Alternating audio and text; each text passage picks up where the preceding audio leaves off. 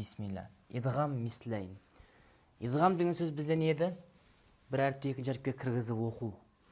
Мислайн деген сөз араб тілінде мисл деген сөз бар.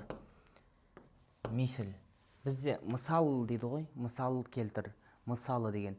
Яғни мысал деген сөз не? Осы оқиғаның ұқсасын келтірсек деген сияқты. Яғни ұқсасы. Демек, мисл деген сөз ұқсас деген сөз. Мислайн араб тілінде демек осы айн немесе ән деген сөз бар. Яғни екілікті білдіретін мислайн деп.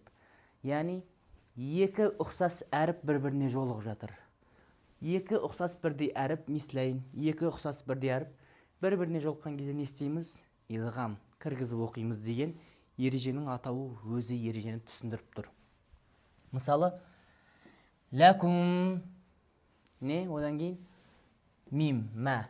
Оп-оңай. Ләкум мә. Тек сіздердегі нәрсе ұстау, сәл ұстау. Көбіңіз ұстамайды бізде. Ләкум мә деген сияқты тез өтіп кетеді. Ләкум мә деген сияқты сәл ұстап барып оқыңыздар.